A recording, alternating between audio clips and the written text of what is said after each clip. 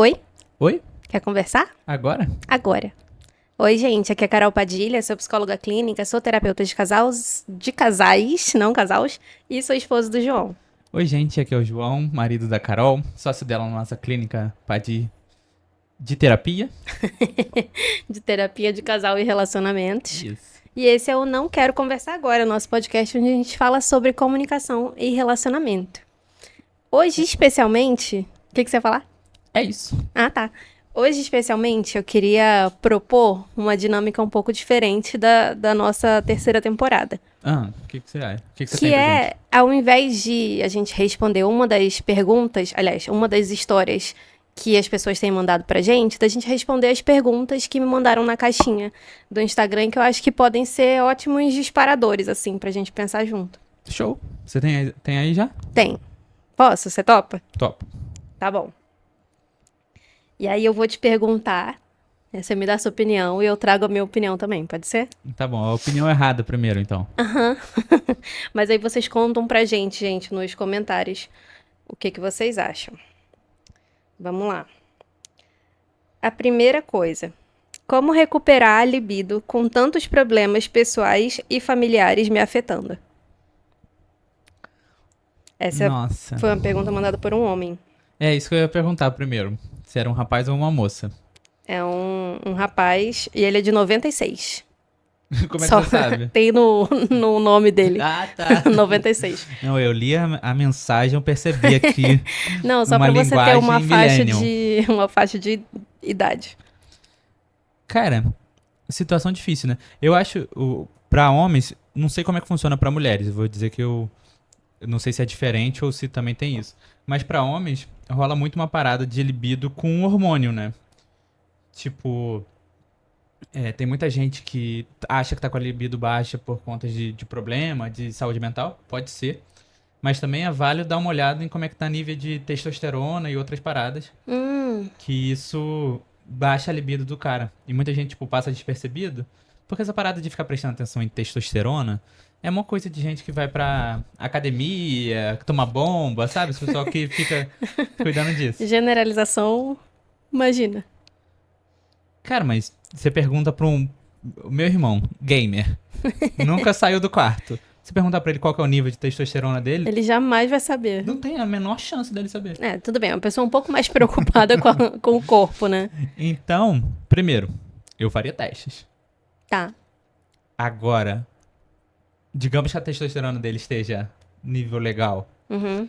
e realmente é só uma questão de libido baixa por conta do monte de problema, cara, o meu conselho vai parecer muito óbvio, seria terapia, né? Médico, cuidar da saúde mental, mas falando, tipo assim, por experiência própria, às vezes a gente tá muito mal da cabeça mesmo, ainda mais, tipo assim, quando vai pra uma linha de depressão, E você não tá com vontade de fazer nada, né?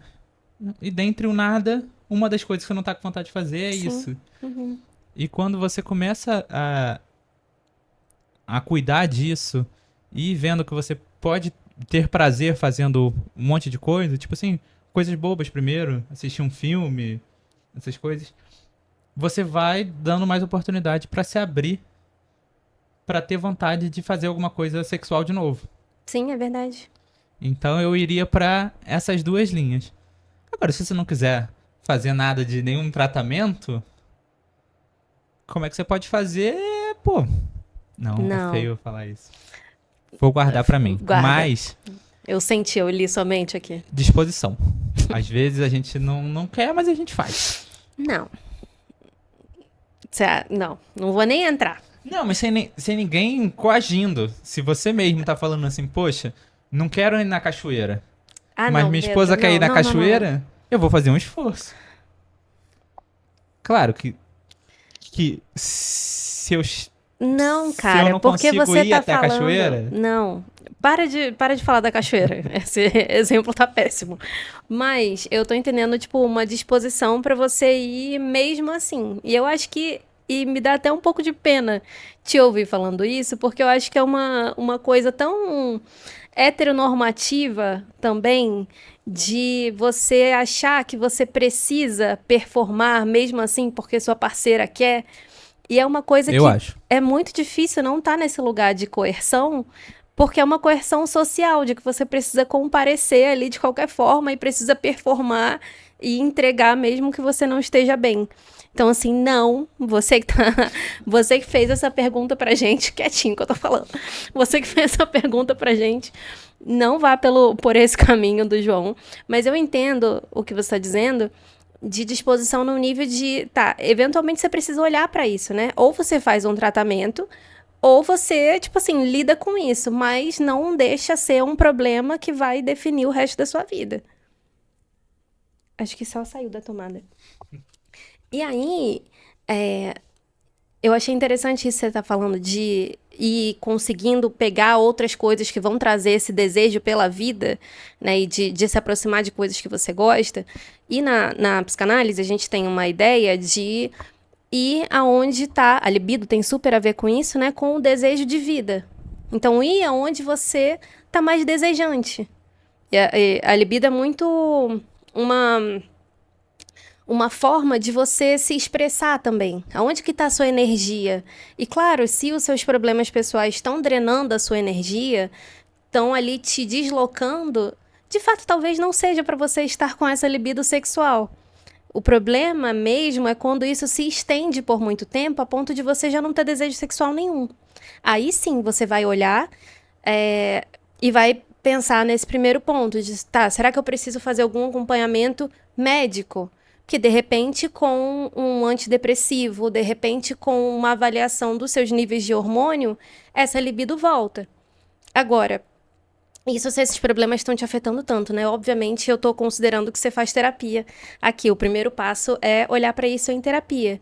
Mas, para além disso, dessa intervenção no corpo mesmo, né, de hormônio, enfim, de medicação, o terceiro passo, de fato, eu iria por esse caminho que você fala, de conseguir se esforçar mesmo para manter essa chama acesa.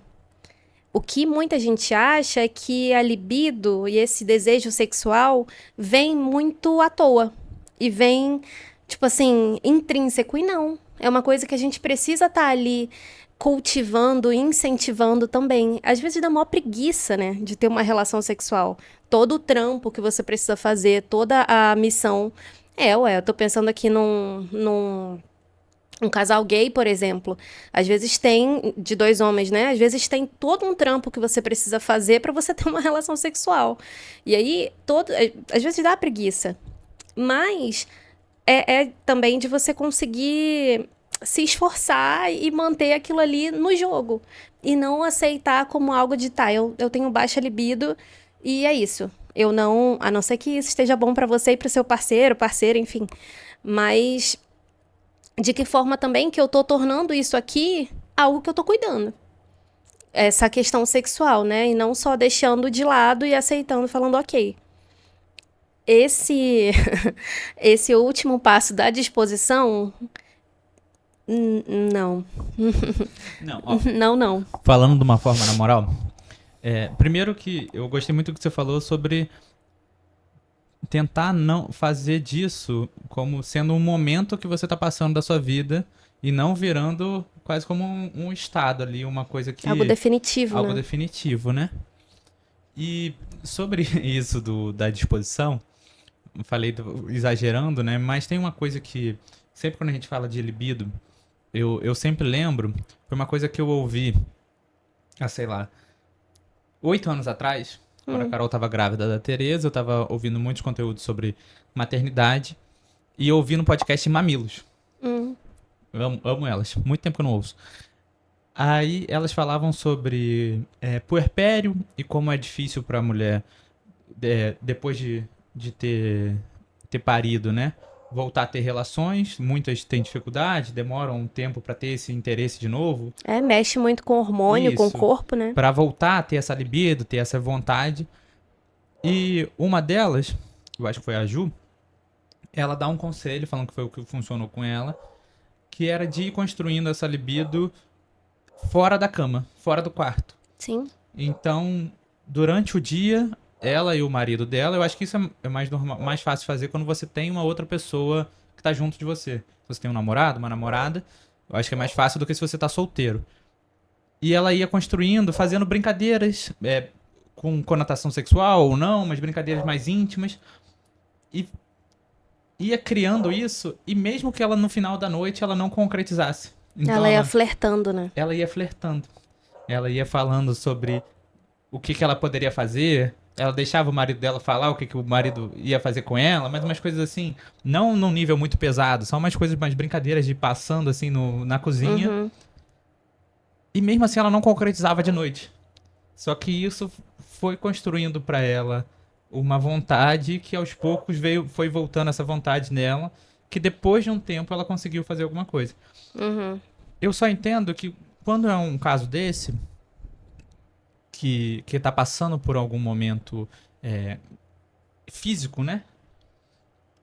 Fica mais fácil você falar e falar, não quero fazer. Eu tô aqui só flertando pra construir uma coisa.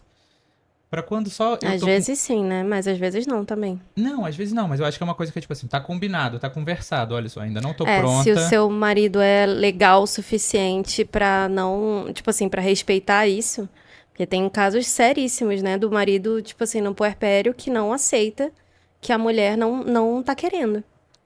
Não, Então total. tô tirando essas pessoas aqui da Sim, equação. tirando essas pessoas. A gente tá falando sobre uma São pessoas legais, né? pessoas legais que vão entender que Aham. essa pessoa tá passando por um monte de coisa, que ela não vai estar disposta a fazer sexo, mas que ela quer começar a criar um desejo e Isso. essa vai ser uma forma, uma ferramenta, uma coisa conversada entre casal. Aham.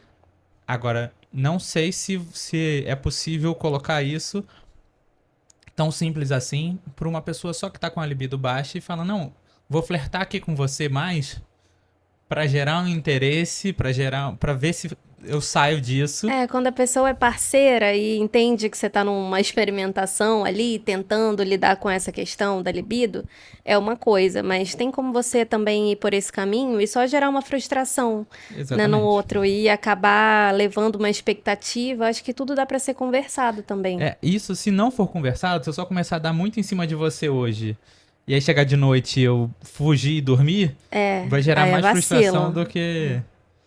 Mas é importante conversar sobre isso, né? Principalmente se você tá numa relação, de conseguir se abrir a sua intimidade mesmo pro seu parceiro e falar, ó, então, não tá rolando. Tô muito cheia de coisa, tô com essa questão aqui, não é com você. É uma coisa que eu tô tentando lidar. Você consegue me ajudar a lidar com isso também? Porque é isso, eu quero que a gente consiga fazer sexo, mas eu não tô conseguindo. Então, acho que dá pra gente envolver o parceiro nessa também, né? Total. Pode passar? Vamos pra próxima? Vamos. Pra dar tempo pra tudo, né? Mas vai dar sim. E essa aqui, tá.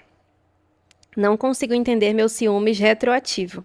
Imagino que seja por ser virgem antes do esposo. Mas e agora? Fico pensando no passado dele. Já é pra eu... Aham. É pra... Eu entendi muito como o que fazer com ciúmes retroativo. Caraca, ciúme retroativo é uma parada, né? Nossa, a gente é muito desapegado disso, né? De nutrir, assim, ciúmes. Posso responder primeiro, enquanto você vai pensando? Pode, vai pensando aí. Porque eu acho que todo aquele episódio, né, que eu tô falando da foto com a ex e tudo mais, que a gente, né, todas nós vimos o quanto o João foi massacrado e cancelado depois. Um adendo. Eu ainda continuo recebendo comentários também. ruins e curtidas Esses dias eu apaguei um comentário de uma mulher me chamando de corna mansa. Tipo assim, amada, eu só não... Tá tudo bem por mim. Tipo assim, hoje de manhã alguém comentou, termina logo. Mas enfim, fechando parênteses. Depois de todo esse rolê aí, com a foto da ex, eu entendi que ciúmes retroativo é uma coisa muito real, né? Que as pessoas alimentam muito, assim. Tipo assim, de não conseguir assumir que você tem um passado e que você viveu, né? Antes de você me encontrar. E aí, eu acho isso particularmente, eu, Carol, assim, pessoa física, eu acho isso muito difícil de conceber na minha cabecinha, porque é uma coisa muito distante de mim, assim. Eu acho ótimo até que você tenha tido experiências antes de mim, porque eu acho que ia me colocar uma pressão muito grande de te satisfazer nos seus desejos, sabe? Eu não gostaria de entrar aí. Então eu vejo isso de uma outra forma.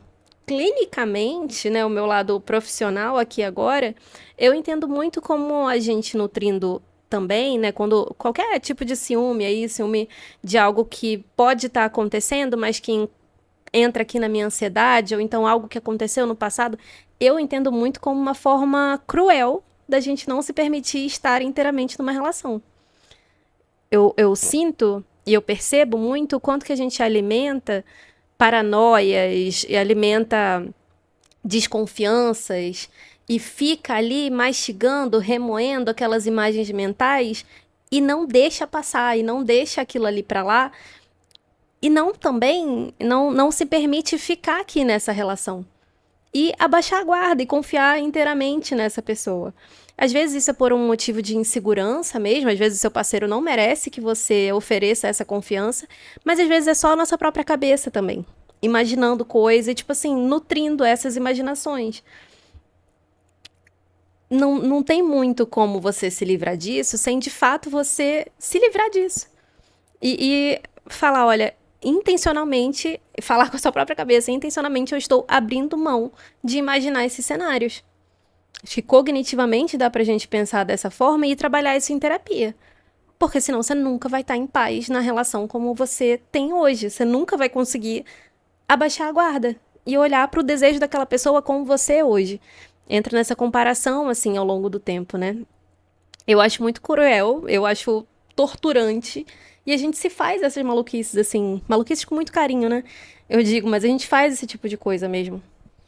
Você foi falando aí, me lembrou aqueles vídeos brincando de namoradas e esposas, que quando tá tudo bem, surge com uma pergunta pra meio que gerar um problema. Aham. Quem que é mais bonita, eu ou ela, sabe? Essas brincadeiras assim. Esses vídeos brincando de que não pode estar tudo bem. Uhum. Eu coloco eu consigo separar ali um ciúme retroativo, aquele que é um ciúme que vem com uma desconfiança, um medo de um amor passado. De ainda Então, ter aquele sentimento? de ainda ter aquele sentimento, toda aquela insegurança que a gente tem de possivelmente ser trocado em algum momento, sabe? Não é Sim. assim que a gente fala, mas meio que significa isso. Então, tipo assim, você teve um outro namorado e eu tô aqui preocupado que se esse outro namorado aparecer, igual as pessoas comentaram na foto É, não no vai te negócio da foto. largar. Tipo assim, Se a ex der chance. se a ex chamar, se a ex der chance, então, entendeu? Então tem esse ciúme, que é um retroativo. Mas eu acho que nem entra tanto no ciúme retroativo, né? O ciúme da ex mesmo. É. E tem esse ciúme retroativo que eu entendo como um ciúme que, tipo assim, eu confio em você, mas me dá nervoso saber as coisas que você fez. Eu tenho ciúme de quando eu penso em você com outras pessoas De você ter tido outras experiências. ou fazendo outras coisas. E eu acho que vai muito pra esse lugar pra mim de tipo, é muito difícil não ir pra um lugar do pra que você tá sabendo disso? Pra que você tá pensando nisso, né? Por que você tá nutrindo isso? Por que você tá nutrindo isso e refletindo sobre isso? Parece que é só pra se machucar mesmo. Uhum. Parece aquela curiosidade. Não sei, uma curiosidade de um filme, de um livro de terror. Uma coisa meio mórbida, né? De você ir colocando o dedo na ferida. Isso, de você ir se machucando, mas agora eu preciso ir até o final desse. E às vezes eu acho também que a gente faz, e aí de novo, né, era o que eu ia falar, que eu sinto muito que é uma armadilha, às vezes, porque a gente entra nesses pensamentos muito também com uma forma de quase que ter mais segurança na relação. Vou me explicar. No momento que eu tô ali pensando, às vezes eu preciso de uma reafirmação do meu lugar hoje. Então, tipo assim, eu comparo como você já pode ter sido no passado, como você já pode ter beijado, transado com tantas pessoas, e de alguma forma isso tem a ver com qual é o meu lugar na sua vida hoje. E talvez eu precise dessa segurança. Talvez eu precise que você me diga o quanto eu sou gostosa, o quanto você gosta de ter uma relação sexual comigo, o quanto você gosta do meu beijo. E me assegurar aqui, no presente. E às vezes a gente entra nessa, meio perguntando, e aí sim, enfiando o dedo na ferida, mas também para ter uma noção de algo que não me diz respeito. Porque o que me diz respeito é aqui e agora. Não vai mudar. Independente de quantas pessoas você já tenha ficado, não vai mudar a nossa relação hoje. Total. Mas eu acho também que a gente tá ignorando, assim, o ponto principal, que é essa monogamia que a gente tem nos dias, no ideário, da gente não gostar de pensar em hipótese nenhuma da pessoa que tá com a gente com qualquer outra pessoa.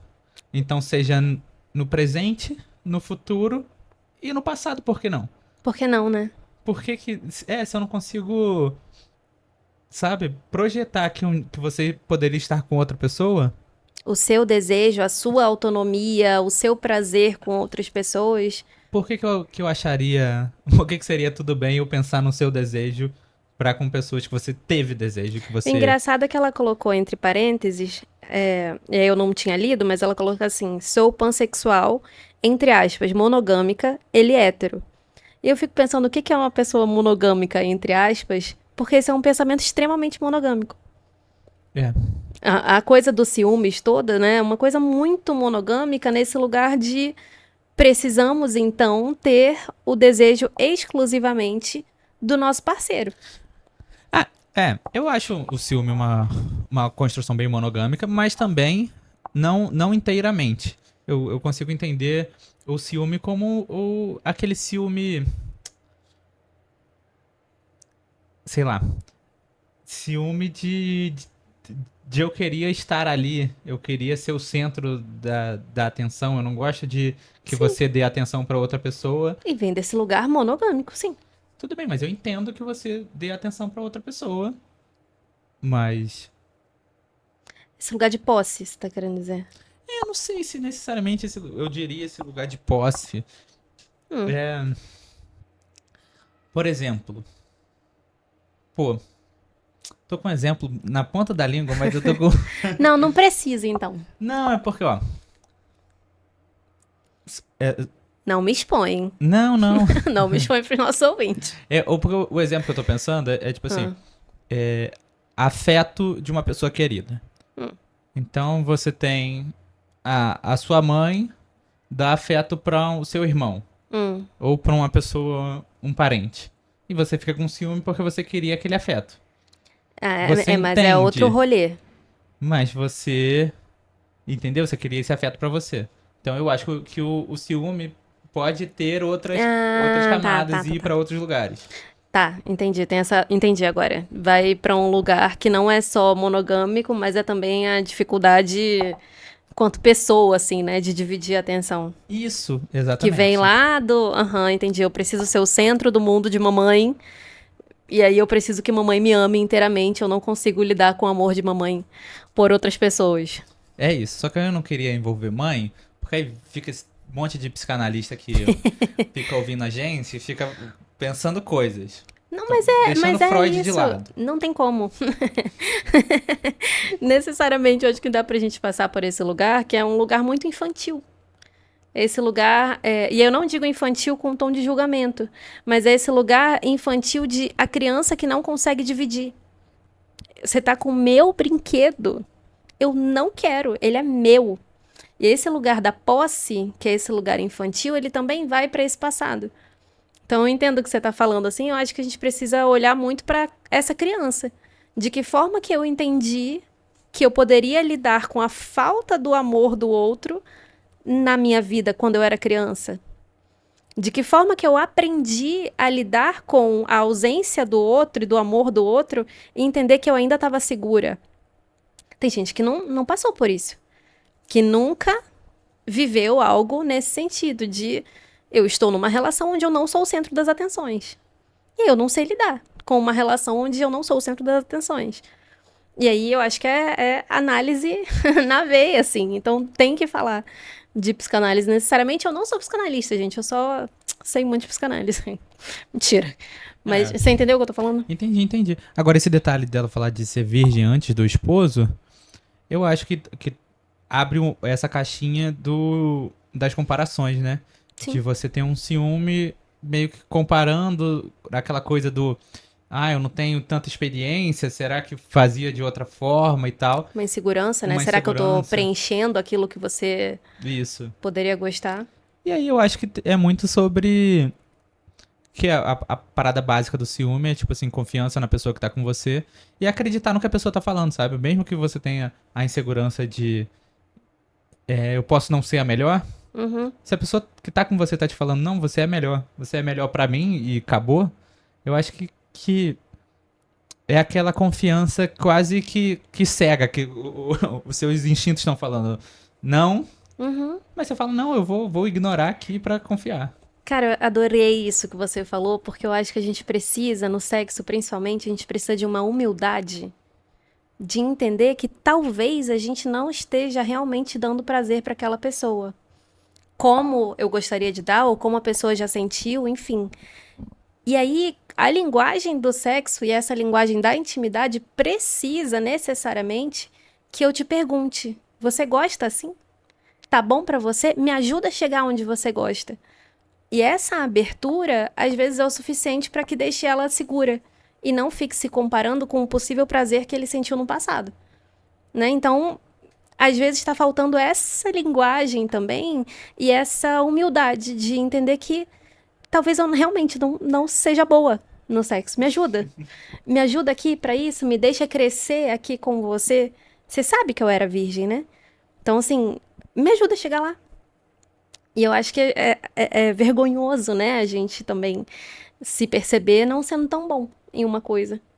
É o tipo de assunto que todo mundo tem que ser bom já desde o início, né? E não, né? Sexo é super uma construção, assim. E conseguir dar prazer pra outra pessoa também. Posso passar? Próxima. Gente, contem aí pra gente nos comentários o que vocês estão achando. Eu tô me divertindo aqui, falando abertamente. Você acredita que uma pessoa... Aliás, vocês acreditam, né? Já que eu tô trazendo pra gente. Que uma pessoa pode mudar, ver que errou e procurar ser melhor pro outro? Com toda certeza. Com toda certeza, né? Mas por quê? Discorra. Eu acho que é o básico, né? A gente acredita porque. Primeiro a gente vê pessoas mudando o tempo todo. Mesmo que a gente não perceba, não sinta na própria pele, a gente vê que as pessoas mudam de opiniões, mudam de ações, aprendem. Sim. Então, assim, se eu não acredito que as pessoas podem aprender e mudar como elas agem, eu não acredito em ensinar, eu não acredito em conversar sobre isso. Não, todo mundo já tá aí. É. E eu acho que todas as pessoas e tudo que a gente faz são construções, são coisas que a gente vê, que a gente percebe, que a gente aprende, e mesmo que a gente não tenha feito nada disso, que a gente testa e vê quais são as reações e vai gerando. Então, assim, eu acho que uma pessoa pode ser completamente escrota, pode ser mandar muito mal, Uhum. fazer coisas horríveis, pode cometer crimes até. E essa pessoa pode entender as consequências, entender o que isso gerou para outras pessoas, quão isso foi negativo, se arrepender, Se se responsabilizar. Né? responsabilizar, pagar por isso, se for o caso, e não fazer de novo e aprender e viver uma outra vida. Eu acho que a gente acredita muito em ressocialização, né, também. E não. Enfim. Mas aqui eu não tô falando de crimes. Não vou entrar nesse mérito de justiça, assim. É claro que tem pessoas, e aí, sei lá, uma pessoa que foi violenta no relacionamento, e que não só violência física, né, mas violência psicológica também. Eu acho muito perigoso a gente ir por esse caminho de acreditar na mudança. Principalmente porque você pode estar ali refém e descobrir que essa mudança não foi tão concretizada assim. Então, se for nesse nível de mudança que ela está me perguntando, eu não pagaria para ver. Se eu acredito que existe essa mudança ou não. Eu não aconselharia também a pagar para ver. Neste caso de ultrapassou um limite. E aí, pensando, né, abaixo disso, se a mudança é porque eu te traí, quer dizer, coisas que não são crimes, né, porque eu mentia pra você, porque, sei lá, eu me comunicava mal e eu era ausente da relação e depois que você terminou comigo eu mudei. Nisso eu acredito firmemente e aí eu tô com você nesse lugar da construção. Se a gente não acreditasse nessa mudança, não tinha nem por que a gente estar aqui pensando comunicação e relacionamento saudável. A nossa grande aposta é que é possível haver uma transformação. Assim, um relacionamento saudável, a gente diz, né, na PADI, nossa clínica, um relacionamento saudável começa com uma comunicação saudável. É toda a nossa ideia aqui que a gente possa assumir os nossos erros, assumir aquilo, aprender a pedir desculpa, né, também, assumir o que você produziu de dano no outro, se responsabilizar e se comprometer a agir diferente. Nesse compromisso, óbvio que a gente consegue mudar. É isso. A gente precisa, inclusive, né, ser melhor pro outro, ser melhor pra gente também. Total. E assim, e eu acredito que as pessoas mudam, que as pessoas podem mudar, seja dentro do próprio relacionamento, ou seja... Depois de terminar. depois de terminar, ou então aquela coisa, né, de essa pessoa teve um relacionamento muito ruim anterior, que eu sei, às vezes as pessoas são próximas, e agora eu tô me relacionando com essa pessoa e tenho medo de acontecer de novo, mas essa pessoa parece que mudou. Então, tipo assim, consigo acreditar nisso. Mas eu também acho que é um ponto bom que você levantou, que é aquela coisa assim, quando uma pessoa nunca errou, a gente erra uma vez, a gente dá um voto de confiança. Agora, se é uma pessoa que erra com frequência, que errou com frequência, esse voto de confiança que a gente dá pra essa pessoa ter mudado é um voto de confiança que vem com alguns... Eu penso em indicadores. Meu lado engenheiro Pode falar, meu engenheiro. bate. Com alguns indicadores, com algumas marcos ali que você precisa ver para que essa mudança seja real. Então, assim... Quais são os KPIs? Isso. Essa pessoa, não sei, é uma pessoa que tem uma atitude violenta. Não chega a bater, mas é uma pessoa que é agressiva, que é violenta, a forma que fala. Que grita? Que grita. E aí você combina que não vai dar mais desse jeito, precisa dessa mudança. E a pessoa fala, beleza, eu vou mudar, mudei, tal. Então essa pessoa não pode gritar de vez em quando só porque esqueci. Isso. Pode. Mas aí você fala, pô, eu acreditei nessa mudança. Não tá funcionando. E isso que talvez em outro relacionamento, uma vez ou outra, pudesse ser relevado, nesse relacionamento não vai ser relevado. E isso para diversas coisas. Então, eu acho sim que as pessoas mudam, mas você lidando com uma pessoa que diz ter mudado, eu acho que a gente lida diferente de uma pessoa que a gente confiou 100% já. Essa pessoa precisa recuperar a confiança nesse assunto no qual ela diz ter mudado. Eu entendo muito a confiança como algo muito volátil, né, também. E que precisa ser construída, e que uma vez quebrada, de fato, é difícil você confiar inteiramente de novo. Você sempre vai ter aquela pulga ali atrás da orelha de, será que essa pessoa é capaz de fazer isso comigo de novo? Então, né, você tá atenta agora. Beleza. Dito isso, o mais importante que eu diria para avaliar essa mudança mesmo é essa constância. De que forma você está sendo constante e me mostrando o seu esforço, me mostrando o seu compromisso. E aí, quando você fala, né, dos indicadores, é isso, tá? Eu sei que você traiu no seu relacionamento anterior. Eu tenho medo de você não ter mudado. Talvez seja uma insegurança que você vai ter pro resto da vida. Você sabe que a pessoa é capaz de trair. Às vezes você não quer botar sua mão no fogo por aquela pessoa, né? Mas se você entende o quanto que a pessoa está comprometida ali, dar um voto de confiança para essa mudança, a pessoa entendendo que foi um erro, te falando abertamente sobre isso, é diferente quando a pessoa não reconhece, né, que é um erro. Aí sim, beleza, é possível, é difícil. Às vezes exige muita terapia, mas eventualmente você consegue abaixar a guarda de novo. Então, estou pensando na confiança, mas para pensar o quanto que as pessoas podem mudar. Porque, claro que podem. Com ressalvas. E é isso que você falou sobre a confiança, é uma parada que dá pra ser reconstruída. Você vê sendo reconstruído o tempo todo na clínica. E... Nossa, eu pesquei uma coisa que você falou e sumiu da minha cabeça. Tudo bem. Tudo bem. O que eu só queria dizer é de que muito do meu trabalho na terapia de casal é testemunhar exatamente isso. E eu falo com muita propriedade, com muita confiança de que é possível mudar por isso. Porque eu vejo o quanto que, às vezes, você ouvir a sua história, entender o que que você está fazendo com a outra pessoa, entender que você está colocando o seu relacionamento em risco, faz com que você tenha uma mudança subjetiva, uma mudança de percepção, que, de fato, às vezes você só precisa de uma ferramenta que alguém te ensine como fazer e você faz diferente. O problema é que às vezes as pessoas tentam mudar sem ter uma ferramenta adequada. Tentam mudar sem saber. Eu não sei, tô aqui indo por minha conta e risco, fazendo tentativa e erro. É muito provável que você erre de novo. Mas se você tem uma pessoa, né, profissional falando aqui, ó, faz assim. Sabe isso aqui que você fez? Causou isso, isso, isso. Faz assim agora. E aí, ao longo de tantas sessões, anos às vezes, a gente consegue mudar. Claro que consegue. Total. Mas aí, agora eu já até esqueci qual que foi a pergunta exatamente, mas eu vou levantar. Foi se você acredita que a pessoa pode mudar. Então, nessa linha de mudar, a gente tá indo muito para umas coisas que são bem problemáticas.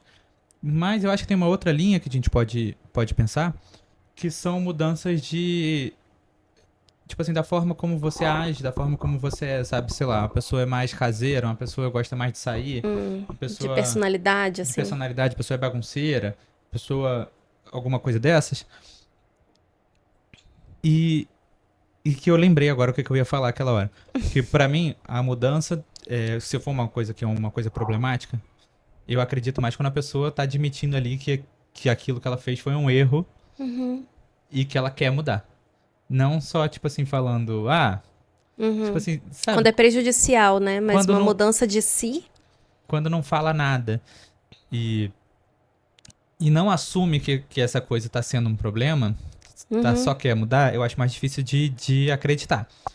E aí, se for uma coisa dessas, do tipo, sabe, esses problemas ou de comunicação, ou de dentro de casa, que as De pessoas. aceitação das diferenças, né? De aceitação das diferenças. Essas mudanças, que eu acho completamente possíveis, né? Se a gente tá falando que outras são possíveis, mas elas precisam de um comprometimento, pra mim, maior do que de uma coisa que é um problema. Mas o caminho da aceitação das diferenças é também saber quais batalhas lutar, né? Eu consegui entender o que que tem da sua personalidade, sendo uma pessoa que é muito bagunceira, por exemplo, e o que que isso me afeta. Aí eu não gosto de pessoas bagunceiras, eu não consigo gostar desse seu traço. Mas eu entendo que isso faz parte de você e eu vou aprender a lidar com isso. Isso é uma coisa. A outra coisa é você, tipo assim, é uma pessoa que não sabe se comunicar, que é uma pessoa extremamente grosseira e, enfim, mal educada com você. Ela precisa mudar de alguma forma porque está sendo prejudicial. Não é até que ponto também essa mudança é unicamente porque você não gosta daquela característica da pessoa, né, e você gostaria que a pessoa mudasse, ou de fato porque você está sendo ferida por isso, né, por essa característica. Então acho que a gente precisa pesar muito. Isso é seu ou isso é meu, esse incômodo aqui? Posso passar? Pode passar. Tá. Deixa só eu ver. Ih, tá. 40 É a minutos, última. né? Tá, a última? Aham. Pode ser? Tá bom. A última, então. Temos uma diferença de idade de 6 anos. Ele quer filhos em 3 anos e eu não. O que fazer, né? Eu imagino que seja. Ahn. Tá. Pô, filho em 3 anos é tanto tempo. Nossa, mas eu acho. Ai, eu acho tão problemático você colocar data no corpo do outro. No corpo do outro? Tipo assim, você precisa de um parceiro, né?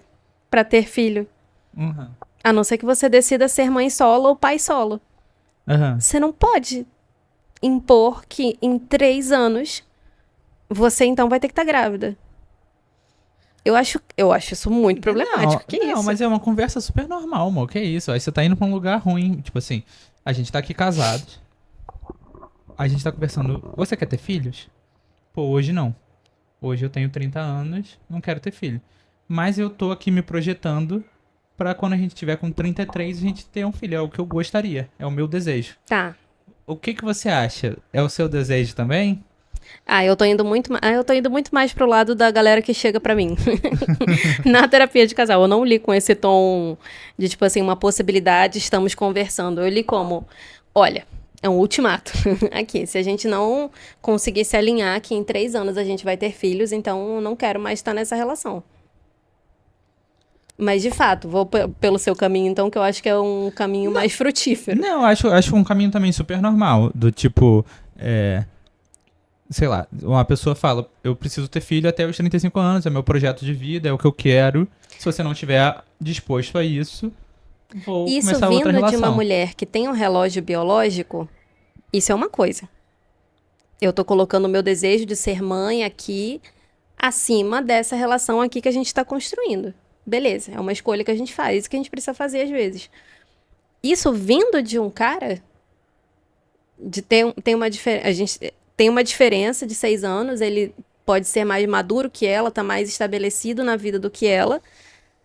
E ele falou: ó, você tem 3 anos aí pra gente começar a organizar e engravidar. Não acho que é assim, não. Eu não acho que é de boa, não, essa situação. Eu não sei, me parece uma conversa possível para alinhar expectativas pro futuro e, e para saber se você tá disposto ou não a, tipo assim, tá no mesmo caminho que eu ou não. Vou mudar. E eu sei que você odeia quando eu mudo. Às vezes você fala, não tem nada a ver, tá mudando. Se eu te falo aqui, daqui a 3 anos eu quero morar fora e eu vou fazer um. Eu odeio quando você tá mudando. Você tá mudando o exemplo. Não é a mesma coisa. Morar fora e parir e já está é outra Tudo coisa. bem, mas eu tô te falando que assim, Desculpa, gente. eu tenho um plano de vida. Meu plano de vida é daqui a 3 anos e morar em tal país e eu vou passar tanto tempo lá. Você estaria disposta a ir comigo? É uma pergunta que eu posso fazer, pô. É meu plano de vida. Agora você vê se Aí ela falou, tá eu dentro não. ou não. Não. Então, vaza. Não, brincando. Nossa Não, tô senhora, brincando, mas- o pior canceriano do Brasil, né? Até Nunca parece que faria você isso. faria isso, é. E pior que eu. É isso, você realmente jamais faria isso. Mas, tipo assim, ela fala: eu não quero ter filhos em 3 anos. Pronto. É um limite muito claro. Tipo assim, não tem o que argumentar nessa situação. Ah, mas, tipo assim, botando que é um relacionamento, que é um casamento, por exemplo. Vou supor aqui que ela é casada com essa pessoa. Tá. Tem uma conversa, pô. Por exemplo, se eu não quiser ter filhos nos próximos 3 anos, eu acho que tem uma conversa na qual você tenta me convencer dos motivos pelo qual você quer ter filho e que você ficaria feliz com isso. Hum. Não precisa ser um ultimato de vou me separar de você se você não tiver filho, É, mas só que eu a acho gente que pode essa conversar sobre isso. questão de ter filhos ou não acaba sendo muito um ultimato. Porque é isso, se ele quer ter filhos, está encaixando ali, se ele está priorizando o plano de vida dele, no meu tempo aqui também, no tempo das coisas, às vezes eu não tô pronta nessa relação também para me ver em 3 anos tendo filho. Se isso acontece, eu acho que já chega num lugar que para muita gente é um divisor de águas. Tipo assim, é uma coisa definitiva. Eu sei que você não quer ter filhos, ponto. Pô, pra mim eu já não ficaria nessa relação. Mas agora, eu não quero ter filhos em 3 anos. Talvez eventualmente, talvez em 5, talvez em 7. Beleza. Então, eu abaixo aqui minha régua do meu plano de vida. E eu mudo os meus planos de vida por você. Essa é uma coisa muito mais razoável. É, total. Então, assim, uma questão de quando é muito mais fácil de ser lidada do que uma questão É. de sim ou não. Isso. Mas o bom é que, assim, eu tô defendendo essa situação de plano de vida, mas eu acho muito doido eu falar que daqui a 3 anos eu vou ter um filho. Doido tipo por assim, quê? porque é muito tempo, pô. A vida leva a gente pra lugares muito diferentes. Em 3 anos, muita coisa pode acontecer. É só porque você não teve sua filha planejada, amor. Mas as pessoas têm, sabia? Fazem planejamento de filho, se organizam. Não, total. Mas sei lá, daqui a 3 anos eu posso estar morando em outro país. Pô, você tá com esse negócio de morar em outro país, né? Veio na cabeça agora. Só que você tem que Mas ver. daqui a 3 anos eu posso estar. Não. Ia ser Não mórbido. pode não, ia ser mórbido. Eu li nos seus olhos. Vamos pensar que no segundo filho, eu sei que em 3 anos eu gostaria de ter mais uma criança. Agora eu trouxe pra gente. Ah, Ah. Pra mim, é uma coisa muito tipo assim, eu gostaria. Não de tipo, tá, se eu não tiver, eu vou sair dessa relação. E eu também, tipo assim, eu sei que parte é de um lugar muito íntimo, essa que é a parada. É um lugar muito íntimo você querer que alguém tenha um filho seu. Então, tipo assim, eu não vou colocar jamais essa imposição, por isso que eu leio como uma imposição, é isso, eu não consigo não ver. Tipo assim, ó, em 3 anos. ainda mais. Pra mim, isso atropela qualquer sutileza dessa relação, atropela a construção. É o plano de vida acima da relação. Não, peraí, vamos fazer um plano em casal então, cara. Uma coisa você quer individualmente ter filhos, mas no momento que você tá numa relação, é um plano de casal. Total, total. Não venha trazer o seu sonho e botar seu sonho na minha barriguinha, sabe? Ela fala em qual que é o tipo de relação dela, se é casamento, namoro? Não fala. Porque eu acho que num casamento, total, conversa. Mas eu acho que é tipo assim, parece muito uma coisa de namoro de. De tipo assim. Tipo quando você tá namorando há muito tempo e chega um momento que você precisa alinhar do tipo, a gente vai casar, a gente vai morar junto, Como é que a gente vai fazer, né? quais são os seus planos? Tipo assim, a gente vai morar em Saquarema, no Rio ou em Magé? Hum. Aí uma pessoa fala, pô, eu quero morar no Rio. A outra fala, eu quero morar em Saquarema. Incompatibilidade. E aí meio que termina porque, pô, a gente já tá tanto tempo namorando Uhum, que precisa. E vamos dar um próximo passo ou não. uhum. Então, se uma pessoa tá há muito tempo já namorando, estão pensando em planejando a vida e fala assim, cara, eu quero ser pai nos próximos 3 anos. Não nos próximos, eu quero ser pai em Em exatamente no 3. máximo 3 anos. Então eu tenho que gerar essa criança Pô, pra mim ali você é surtado. por 2 Com todo anos e 3 respeito. Não meses. falando isso como psicóloga, falando como pessoa física. Não, eu quero ser Pô, pai. que isso? O que você quer pra sua vida? Não é uma coisa que dá pra botar na mesa? É. Aí eu penso a minha vida assim, beleza. O que que você quer com a sua vida? Tá. Eu falo, ó, eu não quero não. Aí eu penso, tipo assim, pô, isso é uma parada que é definitiva pra mim. Portanto, preciso terminar com você e procurar outra pessoa pra gestar essa minha criança. Não, é ruim, mas tem gente que tem plano de vida. Nossa. Ou eu posso tentar falar assim, cara, em algum momento você quer ser mãe? Quantos anos mais ou menos você acha que você gostaria de ser mãe? Eu, Qual o momento da sua vida? honestamente, eu não acho que homem tem direito de colocar uma data se é outra pessoa que não ele gerando. Se ele quiser adotar, se ele quiser, sabe assim, passar por um processo de barriga de aluguel em outro país, porque no nosso é proibido, aí beleza.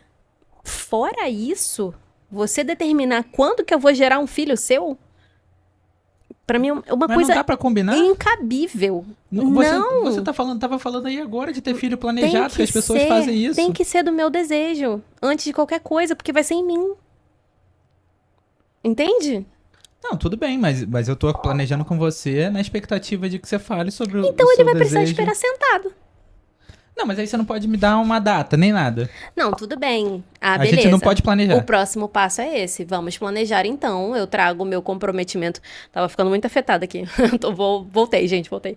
Eu trago o meu comprometimento com a nossa relação, com o seu plano. Eu trago a ideia de fazer um plano em conjunto. E aí eu vou precisar te dar mais ou menos uma definição de quando que eu tô pensando isso. E você vai precisar acolher. Principalmente nessa questão de... Não é sua decisão só, né? É, no máximo 50%, mas eu não diria nem que chega aí. Você tem o desejo. Não, Fica sentadinho aqui e espera um pouquinho, então. eu concordo com você, a decisão é sua. Eu tô te falando sobre o meu desejo, querendo entender qual que é o seu, o que Aham. que você tá disposta nessa relação. Beleza. E uma vez entendido o que que você quer fazer, quais são os seus planos pra sua Aí vida e pra sua barriga. a gente alinha o nosso desejo enquanto casal. E talvez Ótimo. o destino seja eu terminar com você e achar outra pessoa pra carregar Beleza. minha criança. Beleza. Assinamos embaixo aqui, então. Não, mas claro que não é, tipo assim, estamos casados, te pedi em casamento, a gente casou, cartório e tudo. Ó, quer 3 anos, pode preparar, hein? Não, claro que Entendeu? não. Ah, difícil. Porque, cara, é porque você é muito bonzinho pra isso.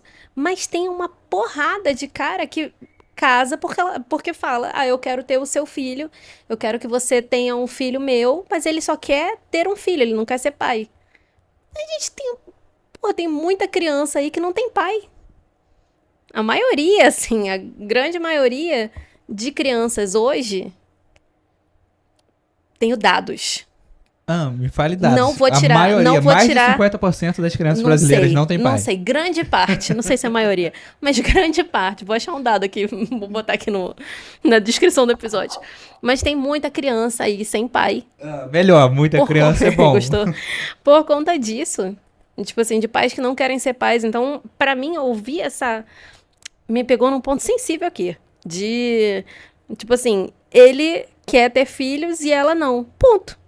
Tá decidido, Não, então. a gente não entrou aí no ponto da idade deles dois, mas parece muito uma questão de, tipo, momento da vida.